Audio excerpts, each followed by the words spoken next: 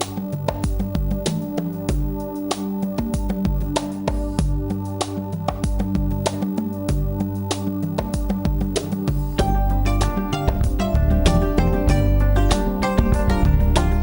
20h sur la télévision Futur Média. Bonsoir à toutes et à tous. Bienvenue dans cette principale édition. Tout de suite, les titres. L'horreur à Nord-Foire, un homme d'une cinquantaine d'années a été poignardé mortellement. Son bourreau est actuellement entre les mains de la police. Pour le moment, la cause du meurtre est inconnue, mais une enquête a été ouverte. À l'UQAD, une affaire d'homosexualité met le campus sens dessus-dessous. Le présumé homosexuel a subi la foudre de ses camarades. Son lieu de refuge a été saccagé. Le COUD annonce l'ouverture d'une enquête.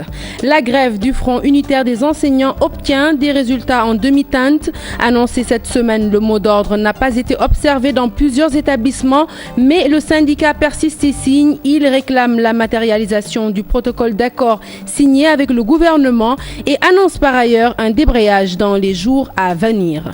Dakar se barricade après les attentats de Grand Bassam. Un important dispositif sécuritaire a été mis en place, une initiative saluée par les citoyens sénégalais. Vous les entendrez au cours de cette édition. Transrail réhabilité, la société ferroviaire se nomme désormais Dakar Bamako Ferroviaire. Plus de 7 milliards ont été injectés par l'État pour relancer l'entreprise. Le premier train de cette nouvelle liaison a quitté Dakar ce mercredi pour Bamako. Et puis, à quelques 3 jours du référendum, des violences éclatent à Ziguinchor entre le front du oui et celui du non. 5 personnes ont été blessées. 3 véhicules caillassés à Saint-Louis. Macky Sall harangue ses militants au moment où l'opposition lui promet des sanctions au vote du 20 mars prochain. Enfin, nombreux sont les citoyens qui s'inquiètent de n'avoir pas encore reçu leur carte d'électeur en cause un retard accusé dans la livraison au niveau de certaines commissions. Voilà pour les titres. Le développement, c'est dans un instant.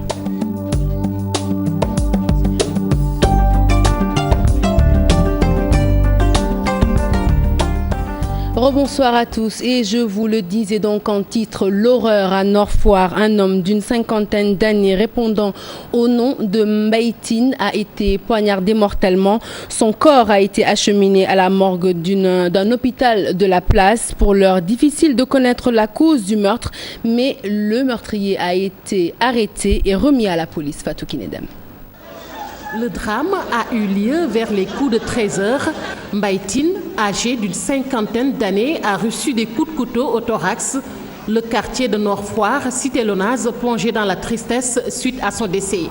D'après des témoins, un gardien d'immeuble l'a attaqué alors qu'il s'affairait à ramasser des carreaux pour les revendre. Un habitué des lieux, un homme calme, une description de la victime. Sa famille ainsi que sa femme habitent le même quartier. Quant au supposé meurtrier, les riverains se sont prononcés. Il était agité avant les faits et criait sur les passants et sur les habitants de l'immeuble. Ainsi, les jeunes du quartier l'auraient malmené. Le voici sur ces images ligotées par des menuisiers auxquels il s'est attaqué après son forfait. C'est par la suite que les policiers l'ont exfiltré dans un pick-up blanc. Le retard, accusé par les sapeurs-pompiers, n'est pas du tout apprécié. La victime aurait respiré 3 quarts d'heure avant de rendre l'âme. La sécurité à Dakar et ses environs renforcée depuis les événements de Grand Bassam en Côte d'Ivoire. Pour beaucoup de Dakarois, c'est une bonne initiative. Certains pensent même que les citoyens sénégalais devraient s'impliquer pour le renforcement du dispositif sécuritaire. Nafissatou Silla. Hôtels, aéroports, autres lieux très fréquentés, tous aujourd'hui sécurisés. Le dispositif est renforcé et les événements de Grand Bassam n'en sont pour rien, selon ces Sénégalais. Vous avez vu que, avant, il n'y avait pas les gendarmes en uniforme avec des armes. Actuellement, tu les vois avec leurs armes et leurs trucs de contrôle. Donc, ce qui prouve que la sécurité a été renforcée. Ce n'est pas à cause des événements de Côte d'Ivoire qu'ils ont commencé. Parce que nous, on est dans l'événementiel, on reçoit beaucoup d'étrangers qui viennent ici. Et chaque fois qu'ils viennent, on les amène dans les hôtels. J'ai constaté que pour entrer dans l'hôtel, les véhicules sont fouillés de fond en comble pour voir si on n'est pas des terroristes. Moussa Tchao gère des cabanons à la plage de Ngor Virage. Depuis les événements de Grand Bassam, ses activités sont au ralenti, même si la sécurité est renforcée. Des patrouilles de gendarmes font régulièrement des descentes ici. Et vraiment, cela nous arrange. Depuis la mise en garde de l'ambassade de France aux expatriés français, moi, vraiment, je n'ai vu personne à la plage. Pas un seul touriste français. Le lundi et le mardi, il n'y a eu personne. Pour certains citoyens, il ne faut pas juste se contenter de ce dispositif sécuritaire. Tout le monde doit s'impliquer. Le Sénégalais n'a pas la culture de la dénonciation. La preuve, il y a beaucoup de trafiquants de drogue qui sont dans les quartiers et les gens les connaissent, mais ils ne les dénoncent pas. Jusqu'à ce que l'irréparable se produise. En tant qu'un bon citoyen sénégalais, tout le monde doit s'impliquer pour la sécurité de notre cher pays, le Sénégal, oui. Les récents événements de Grand Bassam ont alerté les autorités, mais aussi les populations, pour renforcer davantage la sécurité. Et puis, annoncé cette semaine, la grève du Front unitaire des enseignants n'a pas été observée dans de nombreux établissements. C'est le cas à l'école Aliou Samb de Ngor. Seul un maître était absent à quelques encablures de là. À l'école Beitir Samb, toujours à Ngor, le personnel était au complet. Les enseignants trouvés sur place exigent toutefois le respect des accords signés avec le gouvernement. Fatima Taba, Tcherno Laurent Mendy. 10 heures à l'école Aliou Samb de Ngor. Si certains élèves font le cours d'éducation physique, d'autres sont dans les salles de classe. Dans cet établissement, le mot d'ordre de grève du Front unitaire des syndicats d'enseignants n'est pas suivi. Dans notre établissement, la grève n'a pas été totalement suivie. Sur l'ensemble des 12 mètres que nous enregistrons, il y a une seule absence. Il y a un seul maître qui a observé le mouvement. Ils font partie du front, mais vous savez, avec la division syndicale là, bon, il y a un fragment du syndicat qui a observé le mouvement, tandis que l'autre fragment n'a pas observé. C'est la raison pour laquelle les autres n'ont pas suivi le mouvement d'ordre, le mot d'ordre. Madame Lee fait partie de ce front. Elle donne les raisons de sa présence à l'école ce matin. J'étais en congé de maternité, je suis venue en retard. Donc, c'est la raison pour laquelle, parce que les élèves sont en retard par rapport aux autres classes. Ils sont en retard par rapport aux autres classes. Donc, je les considère comme mes enfants. Je ne veux pas partir en grève pour les pénaliser, parce que nous sommes en période de composition. Autre établissement, même situation, les enseignants de l'école El Hadj Beitir Samb sont au complet. Vous avez interrogé certains maîtres quand même. Ils vous ont dit qu'ils devraient partir en grève. Ils ont vraiment à cœur de suivre leurs camarades qui sont partis en grève, mais aussi, ils ont à cœur aussi d'accompagner leurs élèves dans leurs études quotidiennes. Bon, monsieur Ndong qui vous a dit qu'il a des élèves de CM2 qui ont sollicité à ce qu'ils fassent des cours là avec eux pour qu'ils ne prennent pas de retard outre mesure. C'est ce qui explique sa présence parmi nous aujourd'hui. Même si les enseignants rencontrés ce matin n'ont pas observé de grève, ils exigent le respect des accords signés en 2015. Ils espèrent que le chef de l'État trouvera une solution définitive à ce problème après le référendum. Et comme vous venez de l'entendre dans cet élément, malgré le fait que de nombreux établissements n'aient pas observé le mouvement de grève, le FUSE n'en démord pas, il persiste et signe. Il sera en débrayage le 22, 23 et 24 mars prochain. Awa Wade est membre du FUSE. Elle était l'invitée de la TFM. Ses propos sont recueillis par Adi Atala. Le FUSE n'a pas encore de coordonnateur. Le FUSE n'est pas en grève présentement. Nous avons prévu d'aller en grève débrayage le 22 mars, grève totale les 23 et 24, c'est-à-dire après le référendum. Puisque après dépôt de préavis et discussion, ce que nous cherchons au fond par rapport à cette action de grève, c'est d'attirer l'attention de notre vis-à-vis, le gouvernement, pour qu'il puisse bouger par rapport à ce qui nous fait mal aujourd'hui. Si nous continuons, nous aurions des problèmes à atteindre le quantum horaire. Et c'est fatal par rapport à la qualité des enseignements-apprentissages. C'est la raison pour laquelle nous appelons le gouvernement aujourd'hui à bouger. Retour à Ngor, élèves et étudiants étaient ce matin dans la rue pour réclamer l'érection d'un lycée dans la commune, une doléance que le maire de la localité s'est engagé à satisfaire. Pas moins de 300 élèves quittent Ngor tous les jours pour étudier dans d'autres communes. L'érection d'un lycée serait une véritable bouffée d'oxygène. Pape Farening.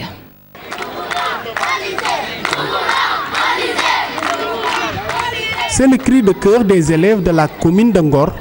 Ils veulent étudier dans leur localité, particulièrement sur ce terrain de foot destiné au logement.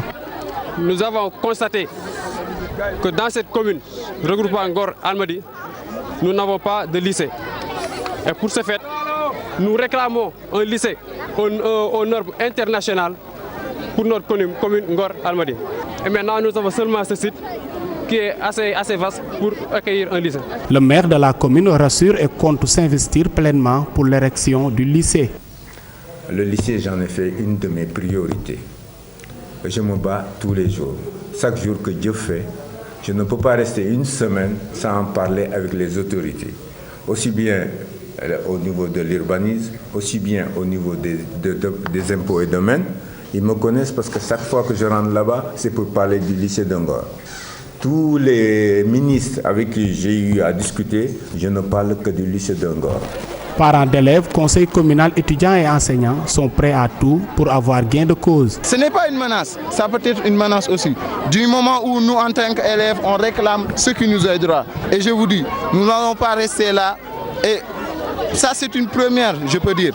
Pour prévenir, pour que demain après-demain, si une personne vient réclamer son droit ici, qu'elle comprenne qu'elle va devoir passer sur nos corps pour pouvoir construire ce site. Parce que ce site-là est notre site. Ils font appel au chef de l'État pour résoudre ce problème par un décret. En attendant une suite favorable, les manifestants comptent passer à la vitesse supérieure si rien n'est fait d'ici peu. À l'université Cheikh Anta Diop de Dakar, c'est une affaire d'homosexualité qui a mis le campus sous tension. Le concerné, un étudiant inscrit en deuxième année à la faculté des lettres, il aurait fait des avances à un de ses camarades, une proposition indécente qui a déclenché la colère des étudiants qui s'en sont pris à lui. Les détails avec Aminata Mbaresso et Maudou Diop. À notre arrivée au campus social, des agents du COUD procédaient au constat.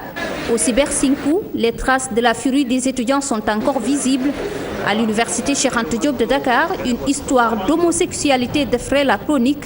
C'est un étudiant qui est en deuxième année, on a identifié l'étudiant. Mais je dois dire qu'il s'agit de deux thèses qui s'affrontent. On a accusé l'étudiant d'être un homo. Lui, il dit qu'il ne l'est pas. Donc nous, vraiment, au niveau de la direction, on ne peut pas quand même prendre parti. On attend les résultats de l'enquête. Mais attendez, quelqu'un qui vous trouve dans une toilette en train de se laver, qui ne vous connaît pas, et quand il vous dit « j'ai envie de vous », mais ça c'est un acte d'homosexuel. Toutes les couches sociales donc, sont réunies à l'université. Donc je pense que d'abord, ce n'est pas un phénomène qu'il faudrait isolé de l'université quand même. C'est ici, au pavillon D, que tout est parti. Entre bagarre et course-poursuite, la journée du mardi a été chaude au campus social. Je loge au pavillon D, quand on entendait des cris, on a poursuivi, on a effectivement suivi le mouvement et on l'a poursuivi jusqu'au 5 coups, il est entré. Ils l'ont tabassé, vraiment ils l'ont tabassé. Ils l'ont tabassé parce que dans les toilettes même, il l'a tabassé là-bas, après il l'a amené jusqu'à sa chambre. Jusqu'à sa chambre, il l'a tabassé là-bas aussi. N'eût été la bravoure de ces services de sécurité-là, l'irréparable allait se produire. Des heures de bousculade devant le Cyber-Cinco pour extirper le présumé homosexuel. Mise en cause est entre les mains de la police. D'après le COUD, l'affaire est sous enquête policière. L'étudiant présumé homosexuel est entre les mains de la police. En attendant que l'affaire soit élucidée, l'histoire continue d'animer les débats dans les couloirs.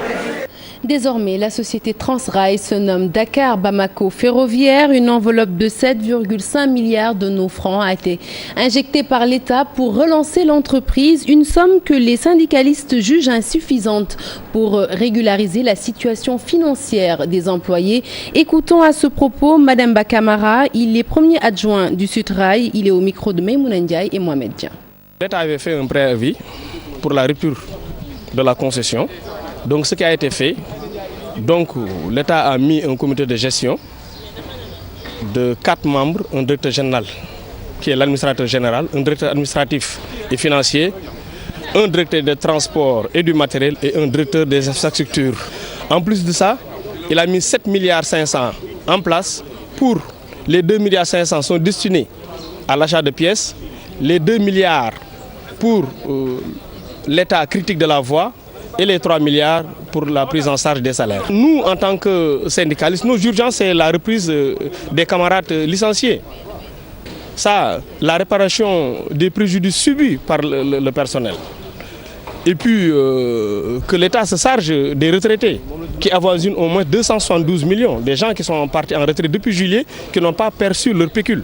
Des revendications bien notées par le nouvel administrateur de la société ferroviaire qui promet de s'y pencher. En visite ce matin dans les locaux de l'entreprise, Joseph Gabriel Sambou s'est engagé à améliorer l'activité ferroviaire. Nous l'écoutons toujours au micro de Maïmouna Ndiaye.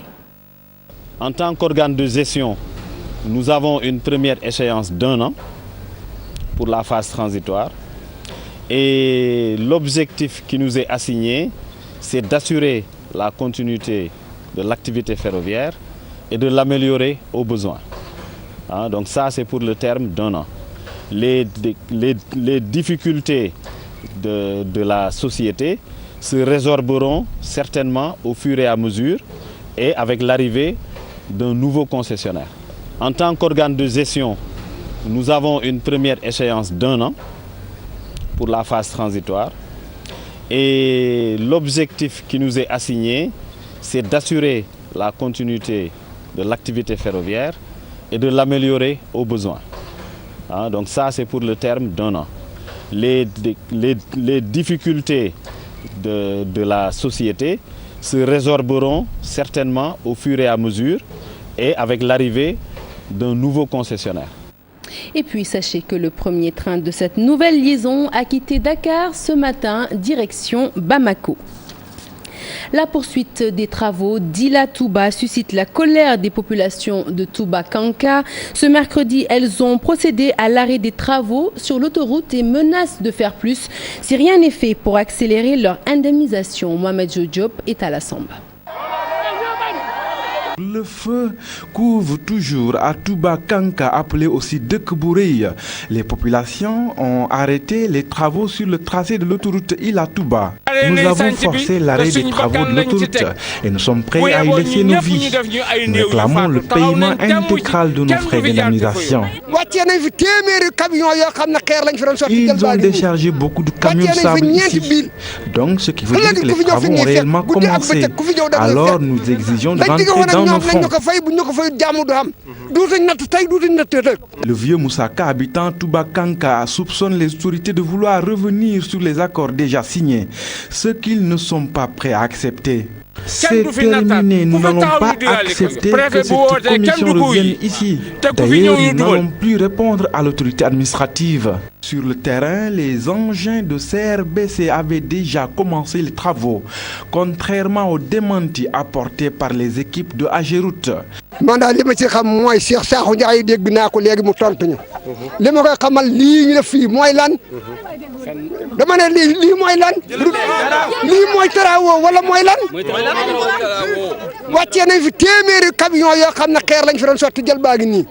Touba Kanka est en colère et le manifeste depuis maintenant plusieurs jours. Les populations réclament l'argent de leur indemnisation avant le début des travaux de l'autoroute Ila. Allez, parlons météo à présent. Les leftos ont pu observer ce matin un brouillard épais qui a couvert toute la capitale. Un embrun qui a entraîné une visibilité réduite et adouci les températures. Selon le prévisionniste de l'ANACIM, le phénomène ne devrait pas durer. Pape Ngor Ndiaye appelle toutefois les pêcheurs à la vigilance. Aïssatou Paye. Brouillard épais, temps plus frais, Dakar brumeux, réveil. 3 facteurs combinés à l'origine de ce phénomène, nocturne et matinal, qui s'arrête au lever du soleil. D'autres conditions ont été réunies, à savoir un vent faible, le ciel a aussi été dégagé. Avec le refroidissement nocturne, parce que par la nuit, il y a eu une baisse des températures la nuit, ce qui accélère le processus de condensation, c'est-à-dire le passage de la vapeur d'eau à l'eau liquide. Et maintenant, cela, une fois qu'on a eu cette condensation, il y a eu formation de nuages épais, donc à très bas niveau, qui a pratiquement formé ce brouillard épais qu'on a eu en début de matinée. Cette nuit, tardivement à la matinée de demain, on pourrait avoir ce même phénomène, mais qui pourrait être moins épais. Donc attention, avis aux pêcheurs, prudence avant d'aller en mer. Il serait important d'aviser les pêcheurs, ceux qui vont en mer, pour leur dire que la visibilité sera très réduite. Donc c'est ce qui a été le cas ce matin. Et comme les prévisions le disent, demain, mais ce sera moins épais. Le temps sera relativement doux sur le littoral, mais toutefois, il faut noter que c'est un phénomène qui se dissipe au lever du soleil. Une fois que les rayons du soleil commencent à toucher le sol, le phénomène commence à se dissiper. Les touffes nuageuses se déplacent lentement en mer et à partir de là, elles deviennent des nuages bas pour une meilleure visibilité au sol. L'actualité politique à présent, c'est tout de suite dans le journal du référendum.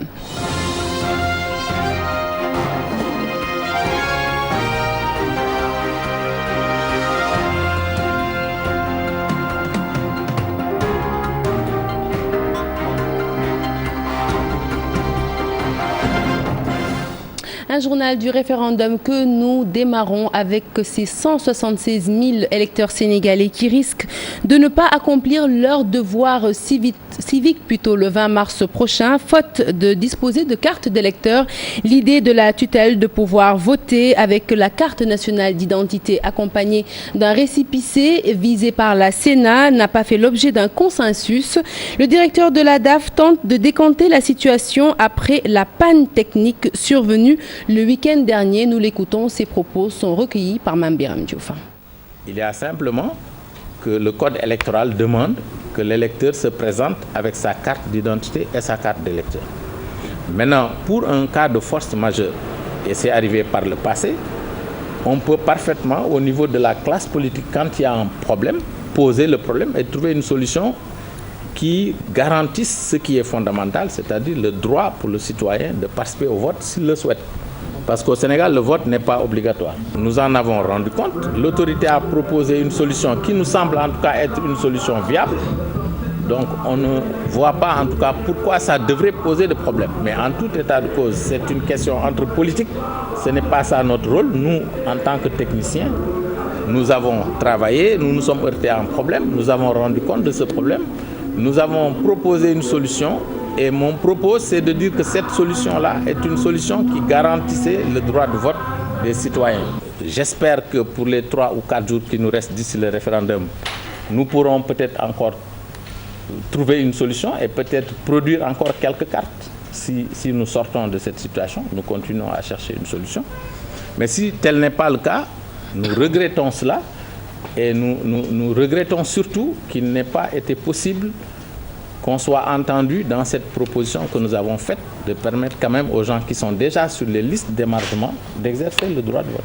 Direction le sud à présent, le quartier Lindiane à Ziguinchor a été le théâtre d'affrontements entre partisans du oui et ceux du non. Le bilan fait état de 5 blessés et 3 véhicules endommagés. Boubacar Diassi. La violence s'invite dans la campagne à Ziguinchor. Un affrontement a opposé le camp du oui à celui du non au quartier Lindiane. Bilan total, 5 blessés et 3 véhicules caillassés. La version des partisans du oui. Nous venons d'arriver là-bas dans un meeting pour parler à la population de Lindiane, des pierres et autres des autres éléments. 2 femmes et un enfant se sont blessés. Le camp du non livre sa version. Arrivé au niveau de Lindiane, des jeunes nous ont assaillis par des pierres. Ils ont visé particulièrement mes véhicules et ils en ont caillassé 2.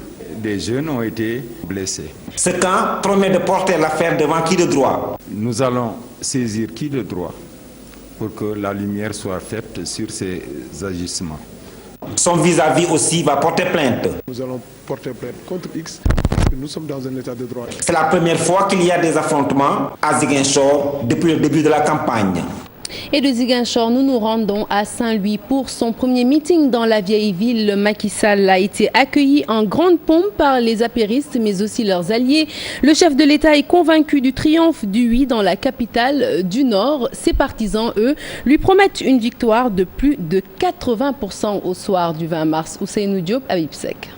C'est l'unique rencontre organisée par la coalition Benno Bokk Yakaar de Saint-Louis depuis l'ouverture de la campagne. Elle a choisi la place Faidherbe pour accueillir le président de la République. Issus de tous les quartiers de la ville et des villages environnants, les apéristes et leurs alliés ont accueilli en grande pompe l'ordre du jour avant de promettre la défaite à l'opposition locale. Dimanche, nous voté ñun ñepp oui ñu jëbal président victoire jëte ngeen ñi Ndar néna wiiw Ndar néna wiiw Ndar néna wiiw à 80%. Galvanisé par la mobilisation de ses alliés, le président Macky Sall est revenu sur son bilan qu'il juge satisfaisant depuis son accession à la magistrature suprême. Nous nañu attaqué bilan bi. Nous nañu attaqué sama liggéey ci bopp réew mi. Buñu ko def lorsqu'il y a de la confusion, de l'intoxication et de la désinformation, il est important de redonner la parole au peuple, seul souverain, pour se déterminer sur les changements qualitatifs qui sont engagés dans le cadre de ce projet de révision constitutionnelle. Le 20 mars prochain, les Sénégalais vont choisir entre le oui et le non pour se prononcer sur la révision de la Constitution. Macky Sall, lui, est confiant de sa victoire au soir du référendum. Vous avez assuré la victoire éclatante du oui au soir du 20 mars. Le chef de l'État quitte la ville de Saint-Louis satisfait de la mobilisation du camp du oui. Reste à savoir si le 20 mars, le oui va l'emporter sur le non dans la capitale du Nord. Nous restons à Saint-Louis. Au même moment, la coalition Gortia-Wardja sillonnait les artères de la vieille ville. Les leaders politiques se sont engagés à voter non. Je vous propose de suivre les réactions de Cheikh Tidiane Gadio, de Maître Alioune Abatalib Gueye et d'Abambay. Ils sont tous au micro d'Ousseynou Diop et Habib Seck. Et nous disons que ce n'est même pas un débat sur telle réforme est pertinente ou impertinente. L'écrasante majorité du peuple sénégalais ne sait même pas sur quoi on l'invite à porter son vote, son oui ou son non. Ce pays est tellement fatigué, on traverse tellement de difficultés. Cette fracture aussi importante n'était pas pertinente. Aujourd'hui, nous avons un peuple divisé en camp du non et en camp du oui. Mais nous sommes à peu près convaincus que nous avons un peuple pour l'essentiel dans le camp du non. Ce que nous pouvons peut-être regretter, c'est que ne s'agissant pas d'élection mais d'un référendum, que le président puisse personnaliser ce référendum pour mettre sa personne au devant et aussi regretter qu'hier vous êtes tous témoins parce que nous tous nous habitons dans les quartiers. Il y a eu beaucoup de sacs de riz. Et je pense qu'aujourd'hui, il faut ouvrir une nouvelle page pour ce pays-là, la page de la démocratie, la page de la sincérité politique, de la vérité. Cette vérité-là que nous tirons du vécu des Sénégalais. Et je pense qu'il faut mettre l'intérêt des Sénégalais en avant et arrêter l'illusionnisme politique. Et parce que la campagne référendaire est avant tout une campagne de communication, le Front du Oui initie des visites dans les rédactions. Objectif, parvenir à une meilleure compréhension du projet de réforme constitutionnelle. Première étape de cette visite, la rédaction de la TFM. Et à ce propos, je vous propose d'écouter Amidou Kassé. Il est membre de la commission communication du Front du Oui. Ses propos sont recueillis par Adi Atala. Nous avons pensé qu'il était de notre devoir d'aller vers les journalistes et de ne pas attendre systématiquement que les journalistes viennent vers nous. Nous sommes dans une campagne d'explication, mais également dans une campagne de riposte. Le contenu du projet de révision constitutionnelle, ce sont 15 points qui s'inscrivent dans l'intérêt de ce pays-là, pour sa stabilité, pour le renforcement de la démocratie, pour le renforcement de l'état de droit. Et cette démarche est d'autant plus importante que, de l'autre côté, à défaut d'arguments, on est tombé dans l'excès, dans l'intoxication et dans la désinformation. Nulle part dans le texte, il peut y avoir qui que ce soit qui puisse nous dire qu'il y a même un petit indice de perspective de légalisation de l'homosexualité. Dans ce texte-là, il n'y a nulle part où quelqu'un peut nous dire qu'il y a une référence à la suppression du deuxième tour. Dans ce texte-là, il n'y a nulle part où quelqu'un puisse nous dire que le président Sall serait tenté par un troisième mandat. Le 20 mars, Inch'Allah, les pendules seront remises à l'heure. Et en ce moment, chacun devra en tirer toutes les conséquences en revisitant ses prétentions. Et à 3 jours du référendum, nombreux sont les citoyens sénégalais qui ne savent pas encore à quel adverbe se fier. Entre oui et non, ils n'ont pas encore fait leur choix, une situation qui serait due en partie à la non-maîtrise du contenu des réformes. Maïmouna Ndiaye. Oui, rek, bëgg Macky Sall. Li muy liggéey moo ma neex. C'est la seule raison évoquée pour voter oui. Oui. J'aime le président Macky Sall, j'avais voté pour lui. Ce père de famille, lui, ne voit pas l'utilité de voter oui. Je dis non parce que rien ne marche dans ce pays. L'économie est au ralenti. Les 15 points ne signifient absolument rien pour moi. Je ne comprends pas grand-chose. C'est ce qui justifie d'ailleurs mon choix. Cet étudiant, par contre, souligne quelques points positifs. Ces réformes sont venues en 15 points, ce qui n'a jamais eu dans l'histoire, parce qu'on avait toujours l'habitude de voter oui ou non. On augmente le mandat ou on ne l'augmente pas. Et chacun venait à tailler la Constitution selon l'intérêt la mesure de ses intérêts. On a eu à être dans l'opposition, on a eu à faire des assises nationales. Ces assises nationales ont abouti à des demandes qui ont été sociales. Dans la rue, beaucoup de Sénégalais n'ont pas voulu se prononcer parce que tout simplement, leur choix n'est pas encore fait. Sans doute le feront-ils la veille du scrutin. Et à quelques 3 jours de cette date cruciale du 20 mars, le retrait des cartes d'électeurs se fait au compte-gouttes. Une situation qui s'explique par un retard accusé dans la livraison des cartes au niveau des commissions. Dans de nombreuses localités, les citoyens affichent leur déception. Fatou Bintou Conté, Thierno Laurent Mendy. Fait rarissime, les cartes d'électeurs ne cherchent plus propriétaires dans les commissions électorales. Ce sont les électeurs qui, cette fois-ci, ne trouvent pas leur carte. À quelques jours de vote, il n'y a pas le rush. Les gens viennent ici pour retirer leurs cartes, mais malheureusement, ils sont sur la liste, mais leurs cartes ne sont pas sorties. Les gens sont là, mais le problème c'est qu'ils n'ont pas trouvé leur carte. Dans la commission électorale de délivrance des cartes, à Ngor, très peu de cartes ont été distribuées aux grands dents des électeurs. La liste des mouvements validés par la direction des élections, on devrait recevoir 160 cartes, mais on en a reçu 72 sur 160. Donc on a distribué une vingtaine, donc il reste une cinquantaine de cartes. Dans celle de Ouakam, c'est encore pire. Plus de 1000 cartes sont attendues. On a reçu 171 cartes pour un nombre de 1170. C'est-à-dire qu'il nous reste rien que pour la commune 1000 cartes qu'on devait recevoir. Et actuellement, vous en avez distribué combien? Nous en avons distribué à peu près la moitié. Pour cette consultation référendaire, très peu d'électeurs iront aux urnes, faute de carte d'électeur. Ils sont inscrits pour la révision 2015. Pour la révision 2016, on a inscrit, par exemple, à peu près 200 personnes, mais ces gens-là, c'est sûr qu'ils ne vont pas voter, parce que leurs cartes ne sont même pas traitées.